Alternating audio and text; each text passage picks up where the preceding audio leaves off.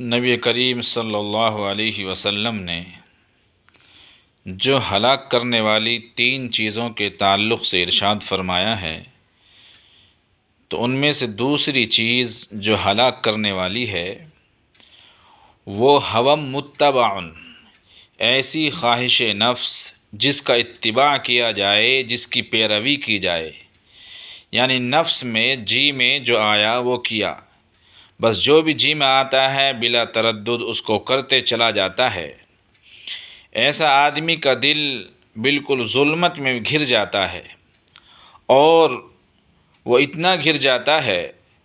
کہ گناہ کرنا اس سے آسان ہوتا ہے اور نیکیاں کرنا اس سے مشکل ہوتا ہے، کیونکہ وہ اس کے اندر اب گھر گیا ہے، اپنے نفس کے اندر گھر گیا ہے۔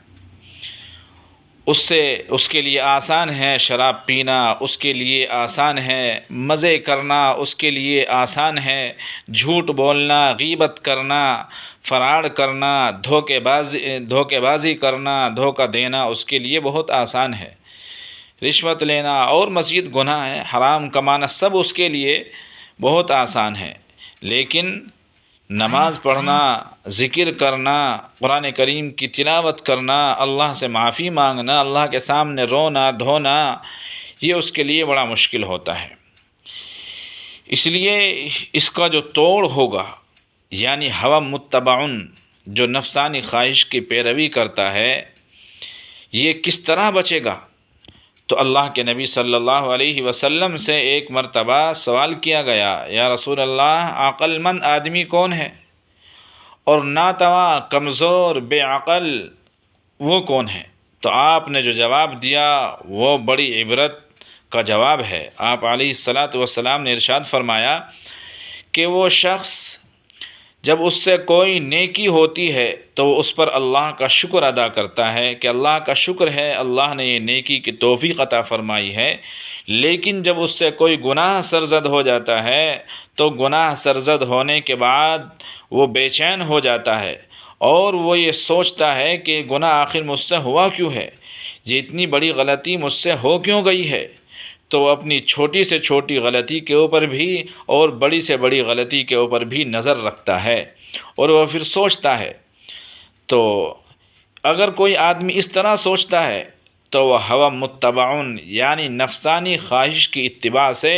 بچ جائے گا، اور اللہ کے رسول صلی اللہ علیہ وسلم اور اللہ کی اتباع کرے گا اور انہی کے حکم پر چلے گا۔ اس طرح فرمایا جو کمزور ہے، یعنی یہ تو عقل مند ہے، جو آدمی یہ شام کو جب لیٹتا ہے اپنی چارپائی کے اوپر آرام کرنے کے لیے، تو اس وقت اپنا محاسبہ کرتا ہے اور اس وقت بڑا پریشان ہو جاتا ہے کہ گناہ یہ غلطی کیوں ہو گئی ہے، یہ بڑا عقل مند ہے۔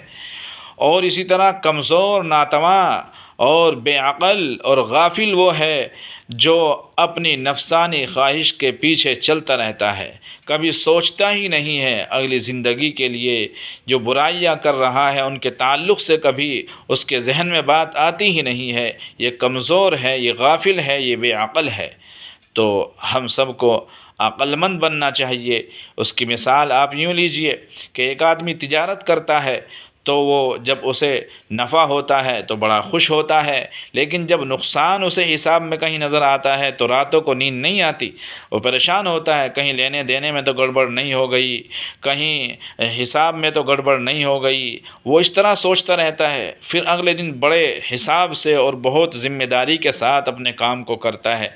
اسی طرح ایک مومن کو بھی ہونا چاہیے۔ اللہ تعالیٰ اس ہلاک کرنے والی دوسری چیز سے امت مسلمہ کے ہر فرد کی حفاظت فرمائے۔ تو دوسری چیز ہلاک کرنے والی ہے ہوا متبع،